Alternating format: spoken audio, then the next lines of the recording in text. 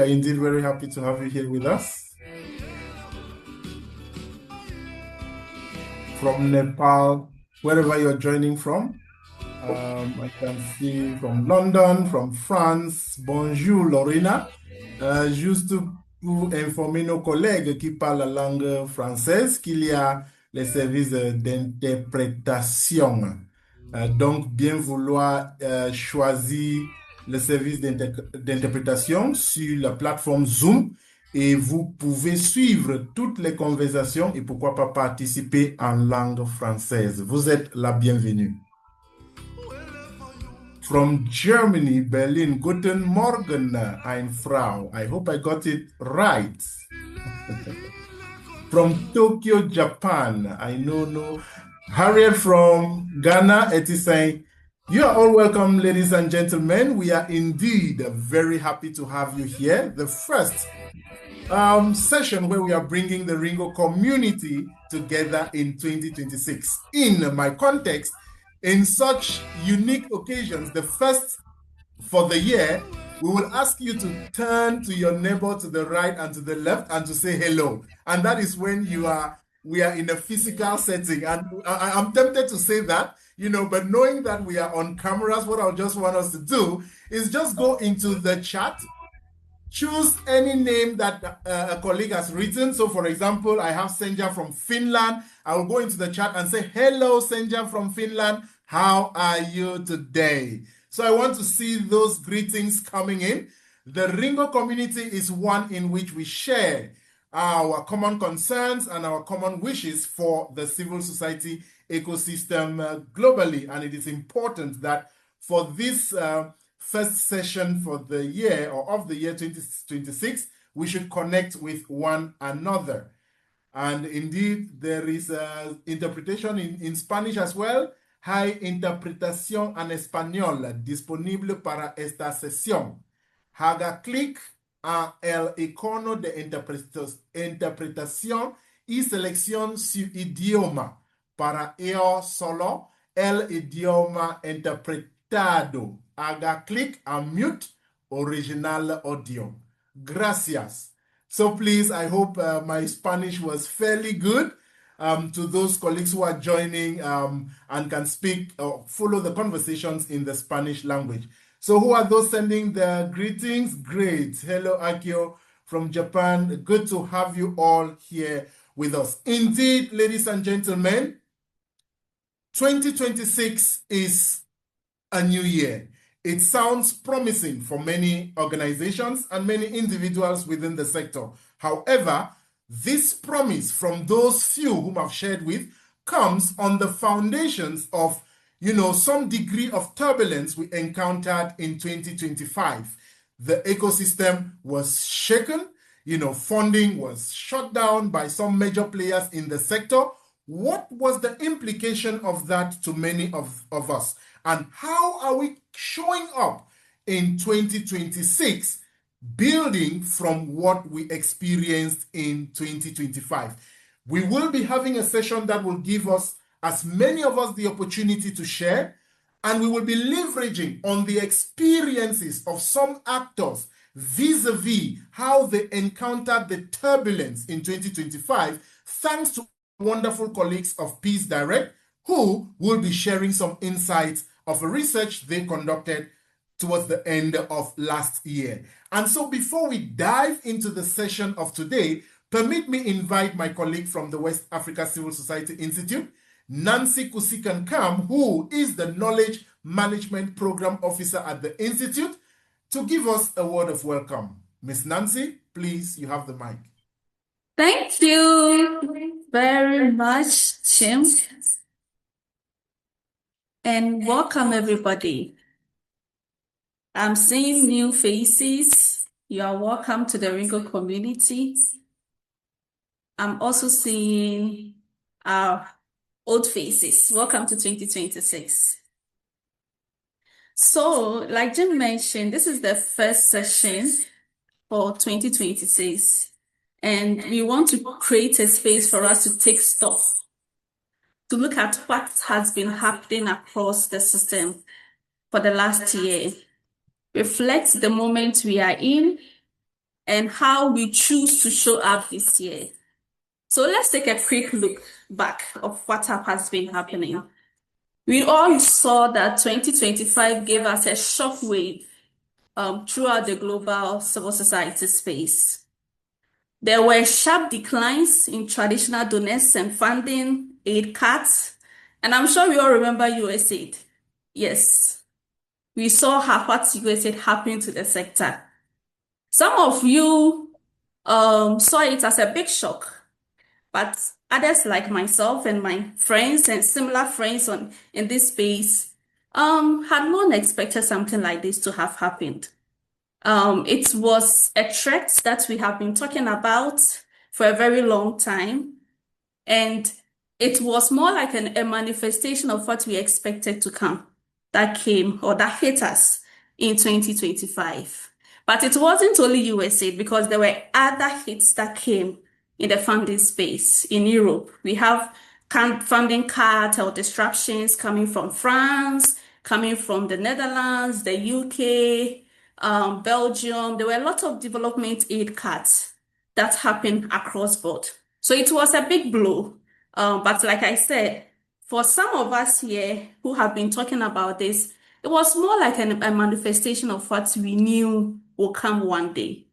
But beyond the funding cuts, there were other political instabilities and regulatory pushbacks that we experienced last year. Some countries saw tighter oversight of civil society, NGOs regulations, new requirements came up for some countries, legal compliance and regulation actions spike in so many other countries. We saw it all. Some of us, we felt the effects. We saw the pressure that was coming up. And there were a lot of people that we had conversations with that was even questioning our survival. Will we be able to survive this? Many of us automatically went into panic mode because of the wedge of fear, because we were shaking, we were anxious, we were uncertain, and there were a lot of questions about the value that we bring to this world as civil society.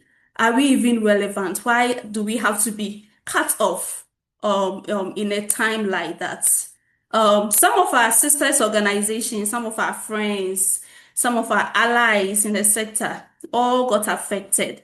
Their programs had to scale down. Some have to even completely shut down a number of initiatives that they were doing amazingly in a number of countries, especially in the global majority. Staff and roles were reduced, and it was like another wave of COVID, but this came in a different form. So we saw a repeat of 2020 in 2025, just 5 years in intervals. But then I'm sure since we are all here and we are all in this space, there were different ways that we adapted to these disruptions. Some tried to experiment new approaches, new models, just to survive, just to move on, just to support the wonderful, amazing community that we work with. So we will still continue to be in these disruptions because it's still there. The disruption is still currently happening. We've tried to navigate it in 2025, but we are now in 2026. And as we continue to navigate this uncertainty, today we are creating this powerful space for us to turn the disruption that we are seeing and come up with a collective action for us all to create a space for us which is just, equitable, and sustainable for our sector. So we are bringing you this session today for all of us. It's not a webinar, it's a conversation. It's an open space for us to have honest conversation, for us to come together as a global community, a community that we are part of a movement to shift power in civil society. So this space is to nurture this community, for us to share how we have been impacted by the second wave. That's how I would like to call it, the second wave of COVID, which came in a different form last year, and share insights on some of the ideas that we use to adopt, some of the ways that we have tried to still push and continue to stay relevant, and what we can do and take forward this year as we continue to navigate through the space. But also not just this year, but beyond 2026, how we are striving forward. So, to start the conversation, and like I mentioned earlier, this is our space, this is our conversation. We are all going to be part of the discussion. We want to hear from each and every one of us how we have been faring and what we have been doing. But then to begin the discussion, we have our brilliant friends from the Peace Direct. They had a wonderful time to have consultations the whole of last year whilst we were in the midst of the turbulence. They had consultations across the globe world looking at what has been happening in the future of the collaboration and the cooperation between global majority and the global minority world. And we are privileged that they want to share a preview. The report is not out there. So we are really happy and excited that we'll get a taste of what came out of those discussions. And why we want to use this space that they are going to share with us, these tests, is to use that one as an entry point to join this conversation, for us to bring together and explore all the different strategies that we are using to shift power and also to learn from each other. So I'm really excited to hand over to Enrica Lorenzo. She's the Senior Program Research Officer at Peace Direct. Enrica, if you are here, kindly say hello. Hello, hi.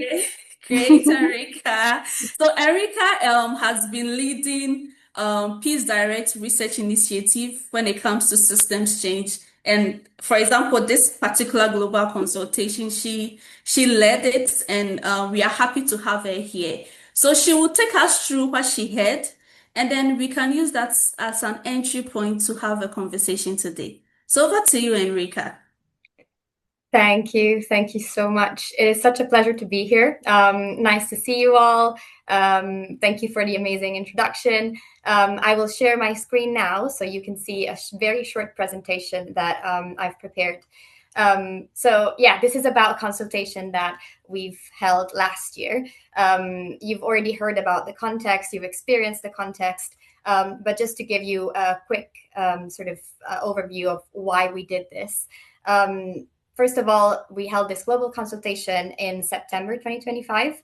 And we did that because we noticed that collective responses had largely been reactive, that they were often shaped by the global north, and they were focused on preserving the sector as it had existed so far. In contrast, in the second half of 2025, we saw that those that had been affected the most, especially in the global south, had increasingly recognized this as an opportunity to basically depart from the long-standing power imbalance that had been dominating the sector. So what we did was, as Peace Direct, we invited all of our allies, activists, change makers, healers, peace builders to this two-day conversation as a sort of open reflection on the ways in which the global south, or majority world, as you guys might refer to, have adapted their work in the second half of 2025. But the idea was especially to identify opportunities to transform the international development, humanitarian, and peace building sector, and reimagine collaboration between global south and global north. We had an overwhelming interest in this topic because we had more than 400 people participating from more than 70 countries. And this was quite important for us. It was the highest participation rate we ever saw in the years that we've been organizing these types of global consultation. And so this was really a testament to how needed this conversation was. But I won't spend more time on the context. I will delve right into the findings. So we looked at 4 different areas. The first one was the impact that these funding cuts have had on local actors and their communities. What we noticed was that across the contexts, the participants in our consultations reported an abrupt cessation of funding, which led to the suspension of activities, delays, or canceled payments. And as a consequence, they had to rapidly downscale their core services. A second area that really surfaced was the psychological tolls that this had for local actors. And some of them mentioned fatigue, anxiety, burnout among both their staff and their volunteers. In response, participants told us that they prioritized showing empathy towards their partners. But they also mentioned that this had unfortunately had a negative impact on the trust that communities place on local actors or on the networks and organizations that support them. And especially it affected the legitimacy that their communities perceive having in these actors and networks. This was a particularly important point, and one that I think is not often heard of. Like, what's the perspective of the trust between local actors and the communities that they serve? And then they also described how the sudden cessation of funding left actors feeling let down or cut off by their donors in the global north. And this led them to speak of something like a decline of donor reliability or their soft power, to put it in more political terms. But they also reported that the relationship with global north partners had been strained by how abruptly these funding had been terminated. So we saw some reflections both on the dynamics between local actors and their communities and between local actors and their global north partners. So this is about the impacts, and I've included a quote there that talks a bit about this. This is sort of the Peace Direct approach. We always try to amplify the voices of the people that participate in the consultations. So you'll see quotes for all 4 areas of our findings, and also in the upcoming report. So moving on to the second area, which is adaptation, we asked participants to discuss how they had adapted to these circumstances in the short term. So really focusing on the immediate, the aftermath of finding out what the decisions had been. In this context, they said that the funding collapse obviously created gaps in their work, but they also stressed that they are not new to adaptation in these circumstances. They shared many examples of how organizations and individuals have drawn upon their own traditions of mutual aid and of locally led problem solving. So this was really another sort of key gem that came out. The fact that for many, and as you were mentioning earlier, Nancy, this was not a first time crisis. And so they had experiences to draw from. But others also noted that this was an opportunity to test some new tactics to adapt. So what they did was they mentioned that they moved to first stabilize their core work while they were also absorbing the shocks of the situation. They framed this moment as an operational reset, a chance to sort of re-strategize, clarify mandate, pause non-essential work, and instead protect their frontline capacity. And so in this context, the experience from previous crisis helped because they leaned on practices that they had already implemented.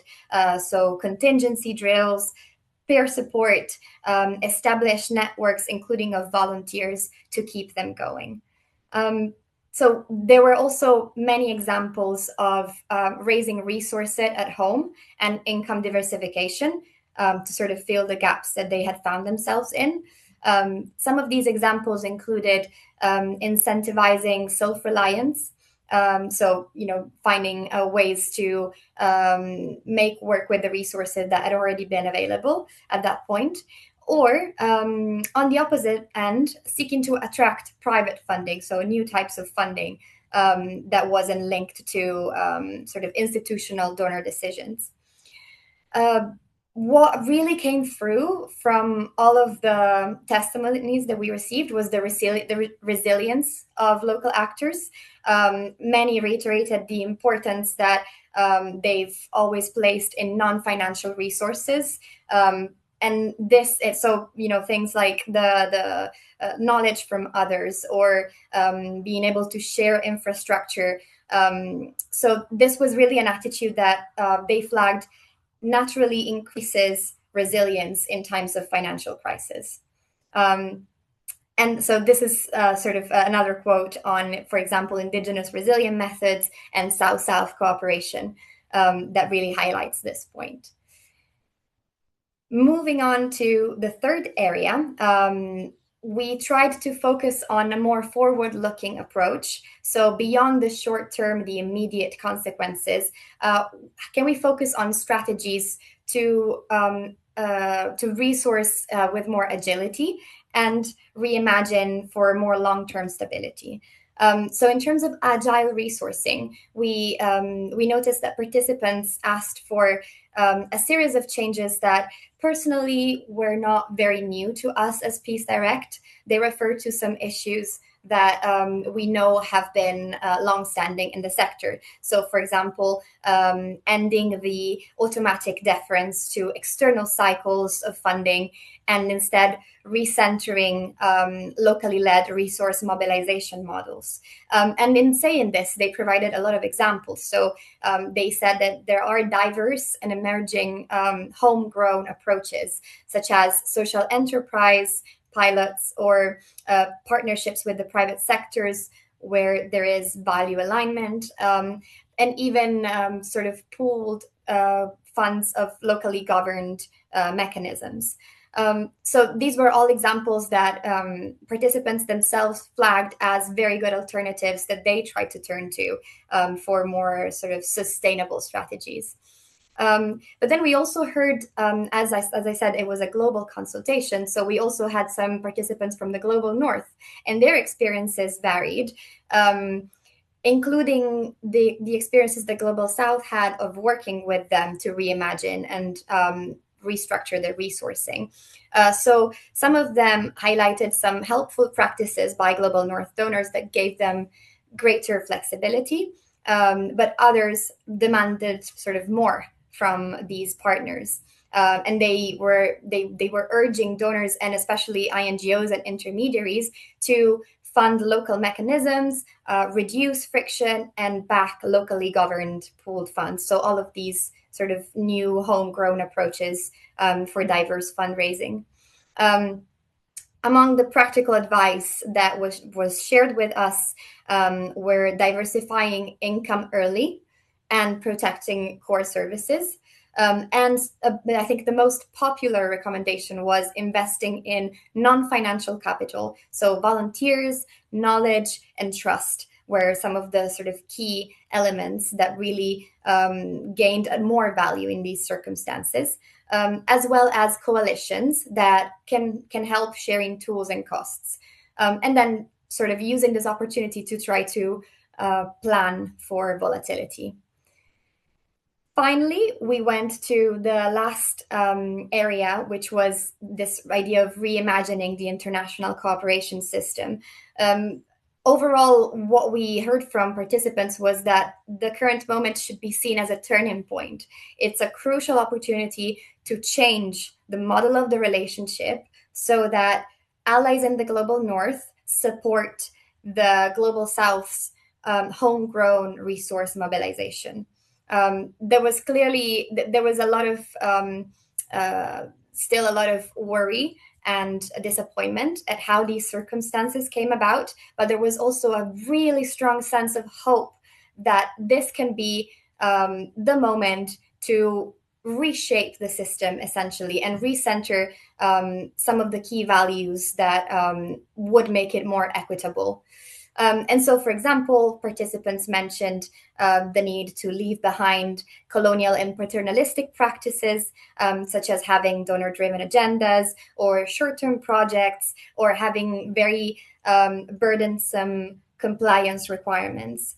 And instead, what they would hope and urge to see is a system grounded in equity and solidarity, a system that values local leadership, local ownership within the communities that these actors work in and belong to.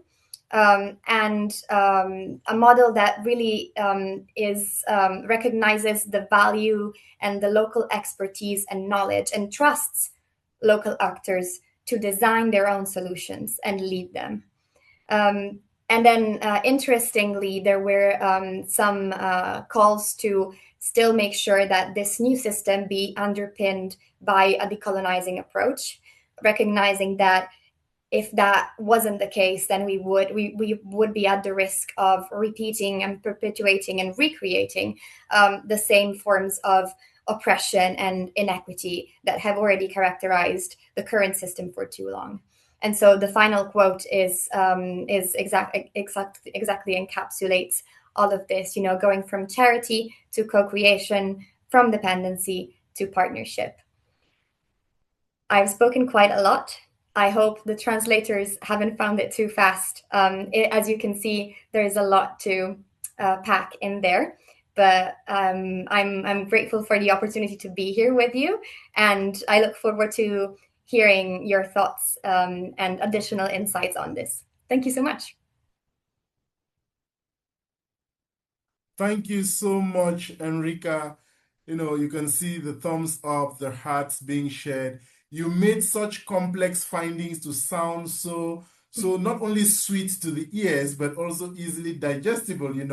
I was just nodding and taking down some very rich points from all of this. And so it will really be good to get, what we think. This is a community. And, as Nancy hinted or Nancy shared, we are going to be sharing, within this session. It is our first for the year, and it's good to hear from as many voices as possible. So based on these very insightful findings and perspectives shared by Enrica, we would want to take a quick poll. And I am sure in a few seconds or minutes, or less than a minute, we will be seeing, some questions, on the screen. And these questions are really to enable us to share our perspectives. To what extent do we align, or have we experienced some of these experiences that have been shared, by the respondents who took part in this study? So you will see 5 statements in the poll, and we would like you to indicate on a scale of 1 to 5 whether you agree or disagree to any, or the extent to which you agree to any of these statements. So it will be very important to really hear from you, what you think about these statements, particularly in relation to these findings shared by Enrica about the perspectives of our colleagues who responded to the survey. One thing that actually struck me in this is the hope that respondents shared, that this is the moment to reshape the system. I'm sure you and many others gathered, many other key statements or key aspects from this study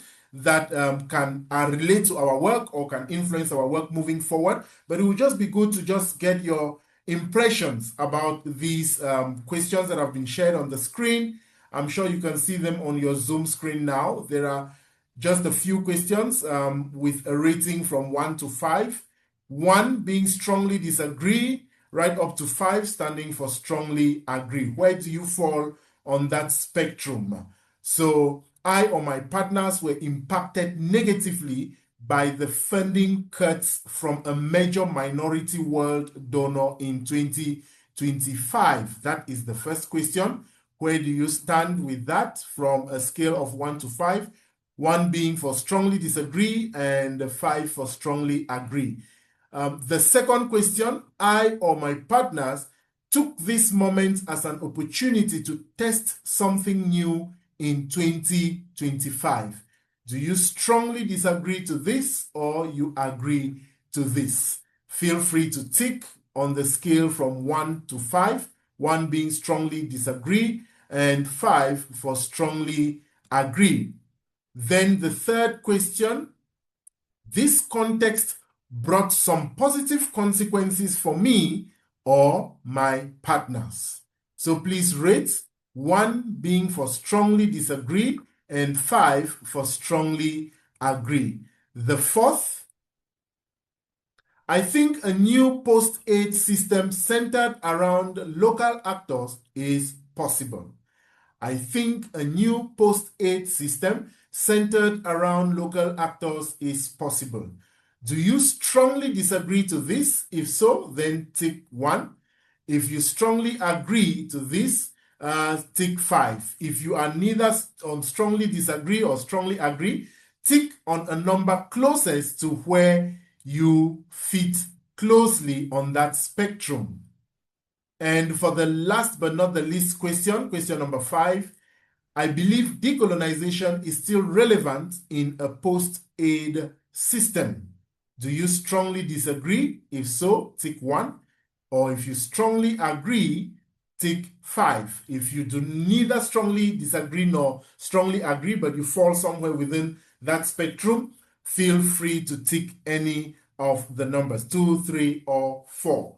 Thank you very much. I'm sure in a short while, we will be seeing the trends that are coming up based on our collective feedback vis-a-vis how we aligned. And we can see them on the screen. Thank you very much, Sparkle, for the marvelous job and the tech team.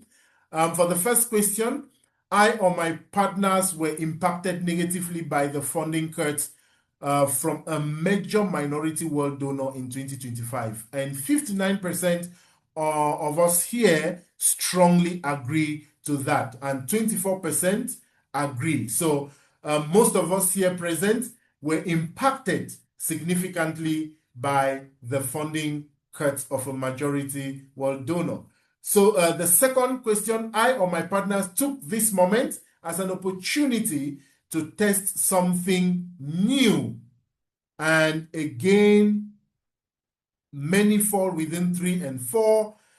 That's closer to strongly agree. And a couple of us, didn't really test something, use the opportunity to test something new, but about 66 or 70, 80% of us who took part, who responded to these questions or this particular question, made a step, to try something new based on the opportunity that was presented to us. And for the third question, the context brought some positive consequences for me or my partners. And a couple of us, 39%, are somewhat in the middle. 4, that's 14%, and 10%, that's about 24% of us have flow closer to the strongly agree index on this. So it brought some positive consequences for us or our partners. And with respect to the fourth question, I think a new post-aid system centered around local actors is possible. And many of us, are on the side of this is possible. And I'm sure that is why Ringo exists, to ensure that we galvanize the needed momentum to make it happen. And your being here is a testament to that effort. And of course, we shall make it happen because, yes, we can. And the last but not the least question, I believe decolonization is still relevant in even in a post-aid system. And indeed, most of us here present, actually 78% of us, strongly agree that decolonization is still relevant even in a post-aid system. Thank you very much to the tech team, Debbie, Sparkle, for this, for making us to, appreciate the perspectives of different colleagues here. And thanks to all who took part in the poll. And again, Enrica, for stimulating our thinking in that regard. The last question actually struck my positive attention that decolonization is possible in a post-aid world. And of course, we will continue with this engagement to make that happen. And so colleagues, like Nancy clearly shared, this is that moment for us to interact. And it is really important for us to take a step back to 2025, to recollect some of those things that happened as a way of building that momentum that is needed to dive into 2026 with full zest. And I just want to find out, for those of us who were impacted negatively by funding cuts in 2025, what were some of those coping strategies or coping mechanisms that we adopted, and how did we adapt to this situation? I am leaving this question very open because it is really a moment. If you sit within that situation where you were impacted negatively or in a very significant manner by the funding cut, this is that moment for you to just share with us what your experience was or what your thoughts are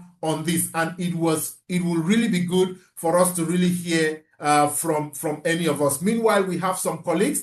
I am particularly keen on taking the perspectives of a wonderful colleague from Ghana, Awal Mohammed from NOSA. Awal, are you here with us, please?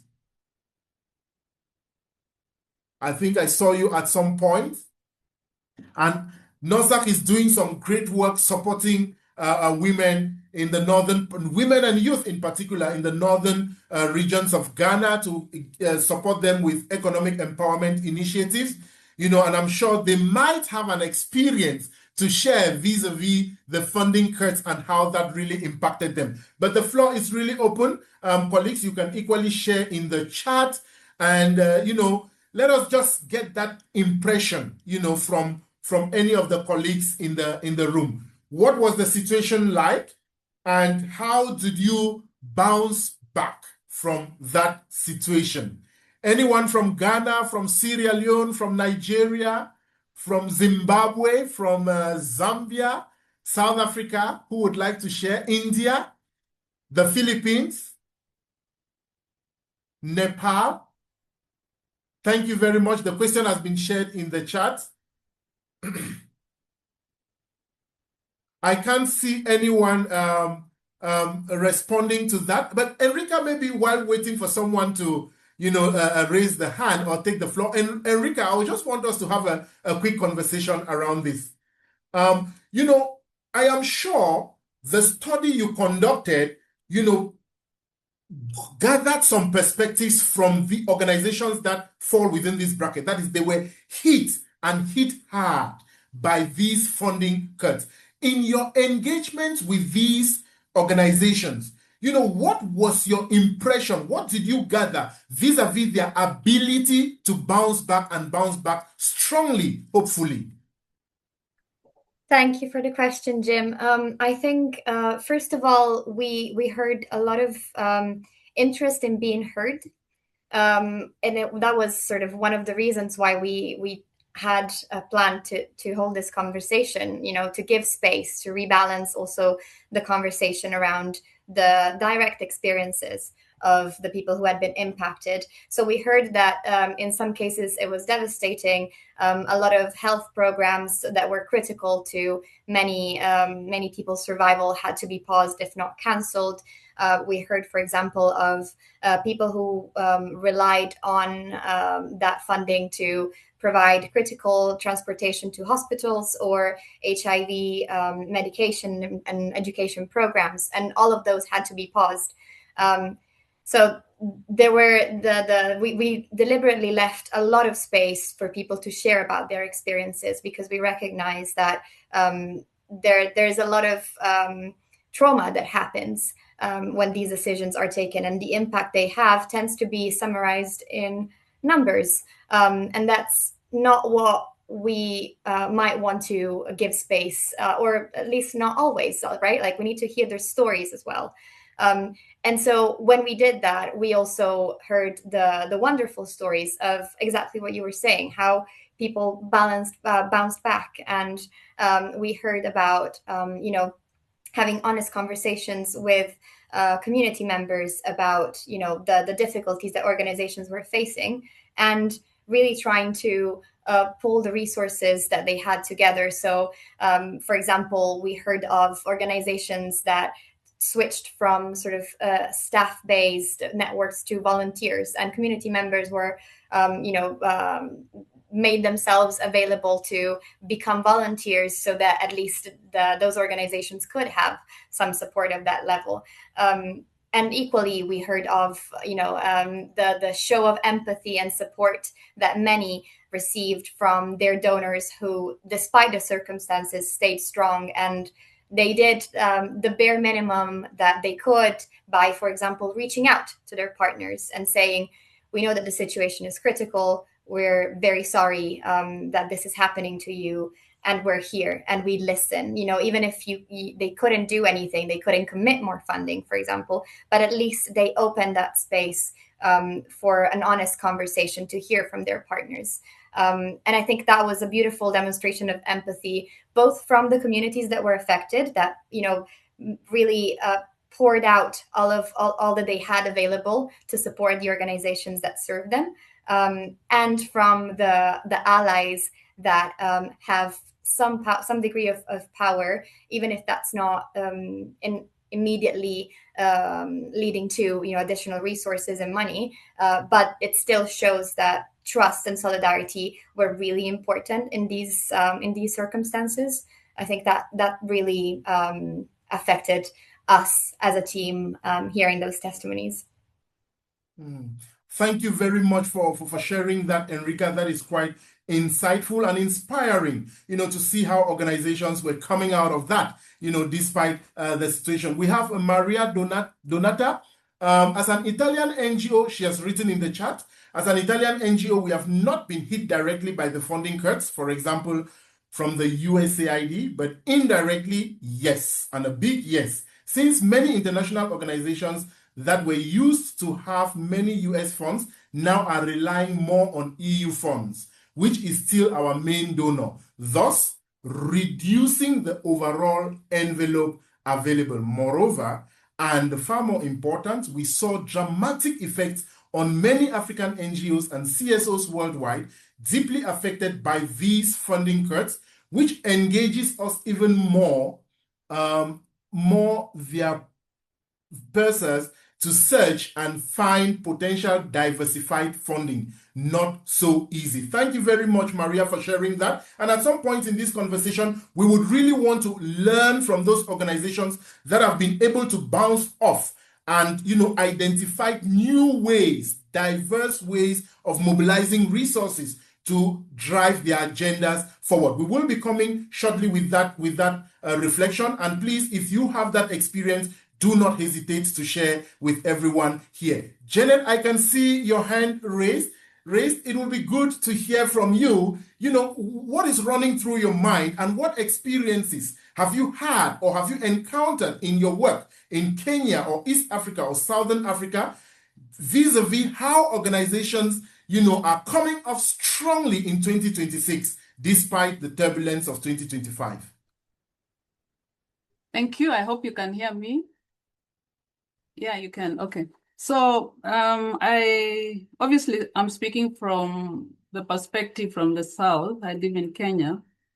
And I must say, looking back, let's say in the last 10 years or so, these days when you have conversations around alternative sources of income, there's a lot of interest, because everyone has realized this is a serious conversation. We can no longer rely on resources from the North. So there's interest, and people are really exploring, people are taking interest on whether it is social enterprise, an issue which worries me a bit, because I think there are also, some of them are jumping into it without experience or a lot of thinking as to what that means really for a non-profit to think about a serious income generating whatever. But I wanted to pick from where Enrica stopped, which I'm thankful for her report. She ended up with that conclusion of from charity to co-creation, from dependency to partnership.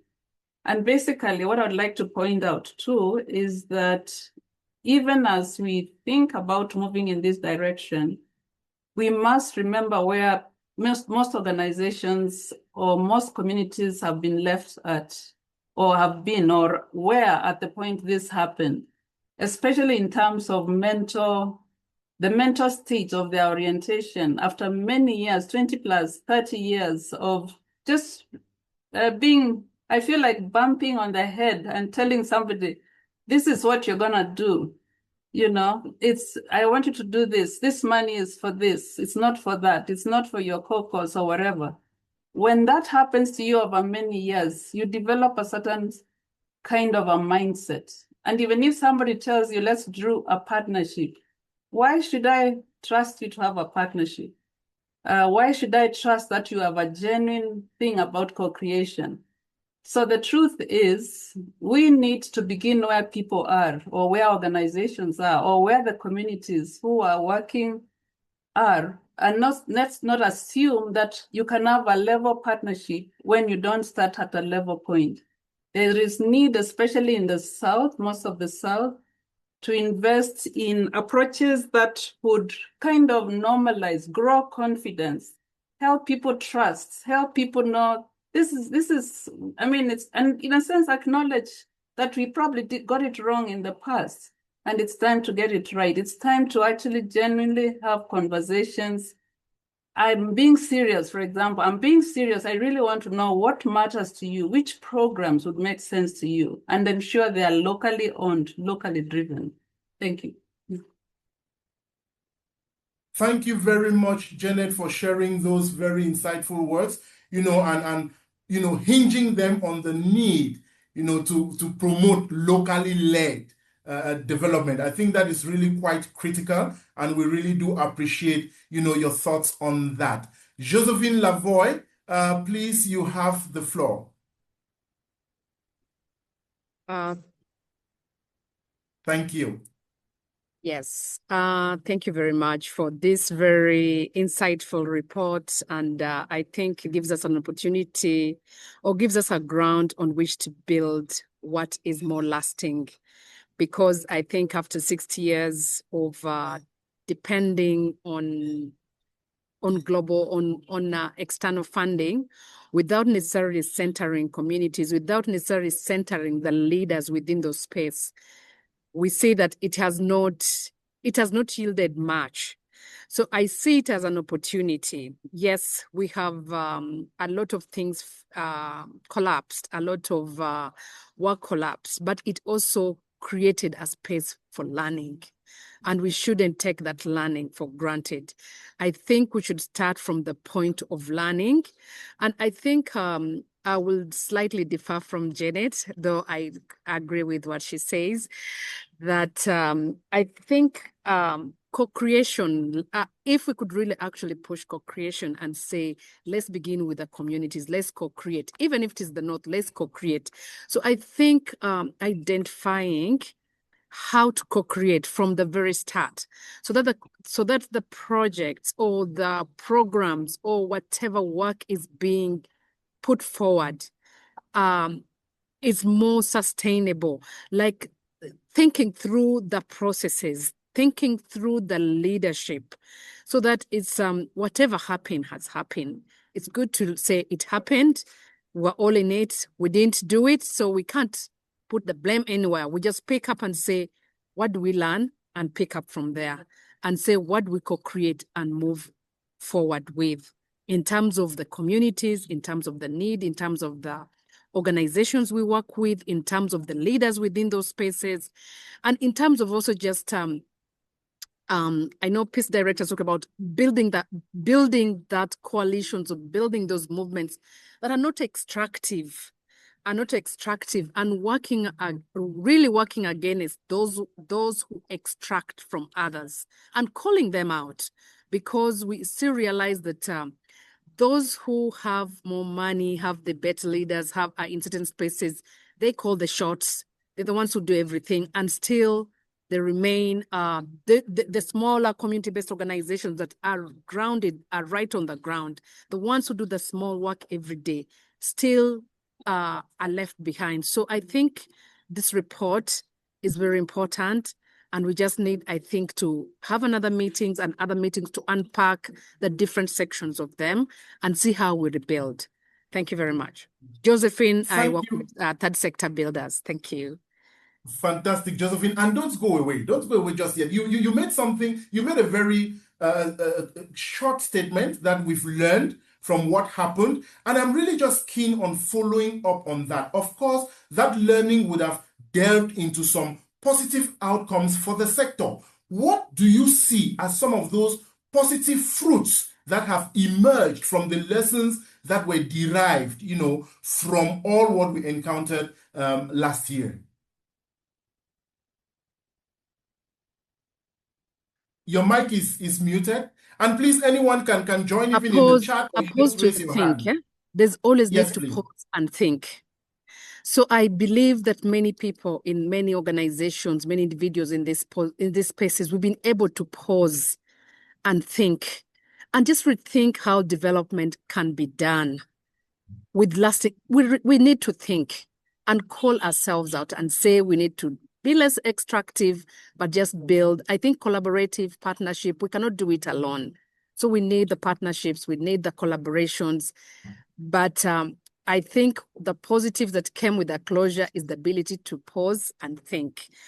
I think that's what I got out of this whole thing, the pause and think and say, okay, now how do we step forward? And I think this report is very good, and we can read and pack the different sections and try to see what pieces do we really need to build to create that lasting impact on our communities, in our organizations, and at different levels. Thank you very much. Thank you very, very much, Josephine, for that. There is this burning question, and it's not to you, Josephine, it's to anyone who can take the mic. In terms of the roles that local and international actors, can play to champion equitable aid system in 2026 and beyond. Can we share some of these in this session? And maybe I'll begin with you, Deborah Dwan, if you don't mind. Maybe just one thing, one critical role that any of these actors can play to champion an equitable aid system in 2026 and beyond. What comes on the top of your mind? Jim, you're putting me on the spot. I really like what Josephine said about calling out practice, calling out bad practice. In reality, there's not much to lose anymore, right? Let's be really honest about the types of relationships we want to have and demand that practice change. A lot of INGOs, and it'd be interesting to hear from some INGOs here, and not all of them, are very much protecting their own house over the last year, right? Saying, we have to protect our role. If you are having these introspective discussions about actually maybe we should completely transform, but we're not seeing that happen in practice. So I think it relies on a much stronger voice from partners to say what they want and need and the terms of engagement, to define the terms of engagement. That's very important. I'd love to hear from others, though, because I'm going to have a chance to sum up in about 10 minutes. Yeah. Thank you very, very much, Deborah. And I really like the fact that you re-echoed the need to call out, those organizations who may not be championing this agenda in a very sufficient fashion. I am keen on hearing from the Philippines. Mayforth, from the Center for Disease Preparedness. Mayforth, I think I saw you in the room. Are you there, please? The virtual room, of course. And of course, colleagues, this time around, we want to hear from you. What are those roles, organizations in your country, be they at the local level, be they international actors, what roles can we play to champion an equitable aid system this year and beyond? Any perspectives are welcome. Even in the chat, we'll be very glad to have that from you. Is someone speaking, please? Hello. Yes, Mayforth. Good to have you. Hi. I'm sorry, I didn't get the question you were asking. Thank you I'm very much, about to Miss. share. Okay, we just want to know Yeah. from you what organizations in the Philippines are doing as an effort, to champion an equitable aid system this year and in the future. Equitable aid system. What we are trying to do, I think, each organizations are doing their own thing to local organizations doing their own thing to survive in what has happened, and sometimes partners.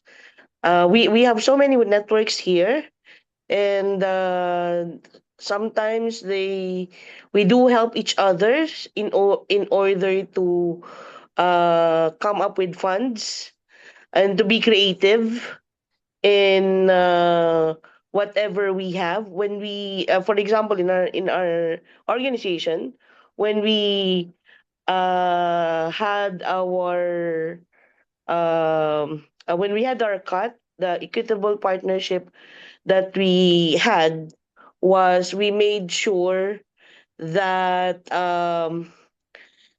we will be able to absorb the shock um, more than the other community partners that we work with.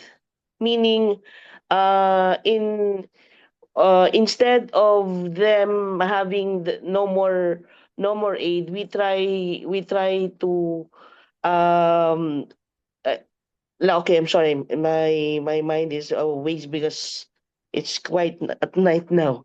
But my point is, like, for example, when the aid was cut in the Philippines, in our organization, what we did was um some of our staff that had no longer work, we try to absorb them to work with other projects that we have, so that they will not be cut and abruptly do not have work at once. So we try to adjust, and luckily, all our staff that was cut because of the aid were able to also find other work in other areas. But some of them, it's like seven, uh, three of which we were able to absorb in other projects that we have. In order for us to do that, we really have to uh, try to squeeze in the budget that we have, and also for our local partners, we made sure that they will not be able to absorb the shock, especially the small organizations that we partner with. We try to absorb some of the shocks more than them, because it would be much it would be more devastating in their areas. So so we shared the shock, so that it will not be more than that it should be. Like, for example, if we're supposed to have uh our budget will be cut, we try to get uh cheaper accommodations and things like that, just to squeeze in, and our activities will still go on. Those things we did. And also, um for networks, what we did was we chip in for so that the activity will still go on, even if the budget is no longer there, so we can still continue with the activities, and the Mhm. communities will be less affected. I hope I was able to share what you were asking. So what I meant is, it will not be like the one that will suffer most will be only the communities, but we try to get the share of the suffering, so that it will not be too much to handle by for our other community partners and other smaller people's organizations. Thank Thank you you, Jimin. very much. Thank you so much, Maple. I think those were really very concrete, mechanisms that you deployed to cope with this. And I hope that this year and beyond, we will learn from this experience and make sure that, we are more robust and why not more independent. I can see in the chat, Alan Kegot has shared. I will just read a part of his chat, which is quite interesting. He says, just sharing here some thoughts. Sometimes I wonder if NGOs should not stop relying on governmental institutions, which agenda is ultimately driven by their own interests and that are not always made accountable for what they do. I think that is a thought-provoking perspective there, and that is why we really want to hear how we can go about this concretely. Harriet, your hand has been raised for a while now. It will really be good to hear from you. What are some of those ways we can adopt, to ensure that we have equitable relationships in 2026 and beyond? Harriet from Ghana, it will be good to hear from you. Yes. Please hope you can hear me. 5 on 5, very All clearly. right. Thank you so much for this opportunity, and thanks so much for the presentation. Some of the speakers indicated joining coalitions and networks, and you were asking of some strategies and how we can work better. I think one of the speakers were saying that normally those who are into the limelight or those who have some money, they are the ones that call the shots. And then those that do not have much are always behind.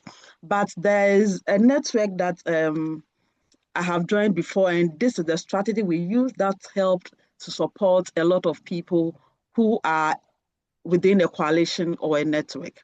What happened was that those who have more grants or more funding, or those who have the strategies, and for that matter, they are able to get more funding, were put at the lead NGOs to milk the ones who are not yet getting funding, or who are yet to get, or who have, let's say, small funding, or those who have not been in the system for long. So these people team up, so they were put into various groups, and then they learn from them. So whenever there is funding opportunity, they give to these people, and then they mentor the younger ones, and then they also come there. Sooner or later, I realize that those that they mentored are up there and they are doing perfectly well.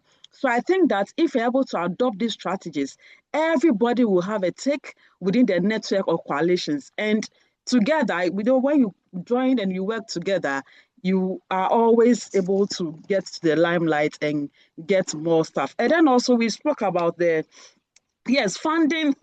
As for the issue about funding, it's very difficult. Yes, we all felt it. We felt it very bad. Here in Ghana, I belong to an NGO called Sustainable Development Alliance, and we also have a consultancy called Kanko, and we really felt it deeply. But that notwithstanding, we are also putting some strategies together, like local funding. Can we do the PPP, like private partnership, public partnership? How well can we come together to work? So what are my strengths? What are your strengths? And how best you can work together? When we look at corporate social responsibilities of some of the companies, yes, they have the units. As an NGO, can you come up with a concept and say that, oh, can we work together? Maybe this is my strength, these are your strengths. I want to do this area, then you can do that. And then together we can work together. I think these are some of the strategies that will help us. And then those within the networks too, who are well to do and they can put up good concept or proposal, also has to train those who are young in the field, and then they also come to the limelight. I think these are the few things that I can add to the discussion. Thank you. Thank you very much, Harriet. And I really like the angle you took this from, looking at networks who are strong constituents, within the civil society ecosystem. We really do appreciate your insight.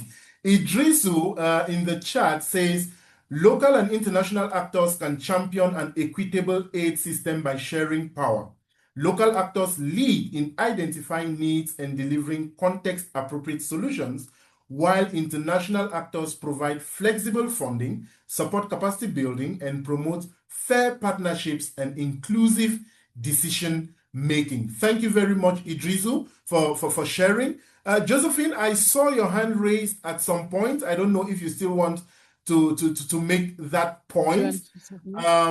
Meanwhile, I think maybe I can take this last comment in the chat, then I hand over to Deborah to do us a quick sum up of what has emerged from this. Sarah Rank, and she falls back on a point Josephine made about pausing and thinking. I really appreciate what Josephine is raising about pausing and thinking. But from these moments of reflection, from these moments of reflection would require both sides of the system to come together and ask hard questions about why partnerships have failed in the past. This would likely require collective vulnerability in that conversation to allow relationships to first acknowledge past trauma caused by the previous structure of funding systems and then go on a journey to forgive and heal together before trust and equity can be realized. Even while reading this, I could feel it pricking my conscience. And I think this is what actors in the sector need to think about to ensure that we redress our steps if indeed we want to ensure that equitable partnerships work from 2026 and beyond. I'm sure I don't see any hand raised anymore, but thanks to all who contributed. Deborah, I'm sure you followed the conversations very keenly. Sorry I put you on the spot at some point, but what are those key points that emerged, from those who contributed so far? Yeah, Jim, I mean, there's a lot in there, and obviously this is a very quick sweep, so it'd be lovely to hear more from people, and do share your thoughts and reflections in the chat, including some practical things that you think you're going to be doing in 2026 to build back, not build back better, that's a terrible phrase. Let's go over what we heard about. We heard that a lot about the trauma of the last year, which is not something we often feel comfortable talking about, but it's really worth acknowledging that. Janet echoed that as well, and certainly the poll echoed that. But we also heard that in spite of the incredible upheaval and disruption, that there's a real hopefulness in this reset. People are grabbing the bull by the horns and saying, there's no other way forward, which is really interesting. Janet did say, she had a worry that we talked about new forms of income and social enterprises over the last 10 years, but do we really know how to do this? Is this really what solidarity looks like? So a small word of caution that people have been struggling for years and years, and trust is at an all-time low. So thinking about that trauma and starting point from trauma, we clearly need to really think about trust and how we do trust. And Josephine offered that we can, we need to center local leaders, otherwise it won't yield result. And really think about more learning and doing around how do you actually co-create and what does leadership look like in this circumstance. We heard about calling out bad practice, which I already talked a bit about. And I really love that in the chat, and what Jim was just referring to is thinking about a reparation approach, even as civil society, that this isn't just about, the colonial powers doing reparation and restoration, but it has to happen in civil society and INGOs as well. And, May 4th gave a really lovely example about how they tried to hold more of the burden as a national organization, CDP in the Philippines, rather than just pushing it off into communities, and really sought to support smaller people's organizations. And finally, we heard about networks and how do we work better as networks? How do we train the new leaders of tomorrow and support them in their work? These are all really great tasks for 2026. It would be great to hear other people's thoughts, what they think they could be doing, what they think Ringo could be doing, and how we work together as a movement to genuinely build the civil society that strengthens local people and their voice and their potential in the world. Thanks. Thank you very much, Deborah, for that very succinct summary of the discussions that have unfolded so far. Before we wrap up, we just want to share some announcements on what lies ahead for us in 2026. Of course, as Ringo, we've been thinking of how to maintain the momentum, but most importantly, facilitating some practical actions that can really help us, take these discussions to the next level of influencing the system. And so I'll invite my colleague Nancy Kusikan-Kam to just share with us what are some of those key activities, key sessions that lie ahead, require you to pay attention to. Why not save the date and join us as always? Nancy, please. Thank you, Jim. And thanks everybody for joining the space, contributing and sharing your experiences with us. So before we say bye-bye, just to let you know some of the exciting things that are lined up for us and for all of us for Ringo this year. So there is going to be an interesting conversation that will happen in September for all African civil society actors, for people in the diaspora who are African in heart, African in spirit, African in mind, people who are Afrocentric. We will be having a great convening, which is our main convening, looking at people within the African continent, people who are outside Africa, but are in the diaspora, but still have African in mind, to have a conversation about how we are leading change, we being in the center of this whole systems change and shifting power initiative, how we are transforming the whole sector through our own Africanism and through our own ways of doing things. So we are going to be organizing an Afrocentric systems change convening. It's going to happen in Ghana. So if you're already in Ghana, please prepare to join us in that convening. Wherever you are in Africa, wherever you are in the world, if you see yourself to have African in mind, African in heart, or you're in the diaspora, please take note. So we are going to have this convening on the 1st to the 3rd of September in Ghana. And this is a partnership that we have organized. We are trying to organize this with a couple of actors. So we have Ringo, of course, with Waxy leading the conversation. We have the Ubella Initiative working with us to put this together. We have Real's Partners Africa also working with us to put together this initiative. And then we have the Network for the Advancement of African Community also working with us. But we are opening the door and opening the floor. We need more allies. We need more networks. We need more colleagues. We need more people who are within the African continent to also join forces with us as co-hosts, as allies, as partners, to bring us together to have this conversation. So if you are here and you are very interested in being a member of the co-host or an ally or a network to work with us, please kindly contact us and let's have a conversation.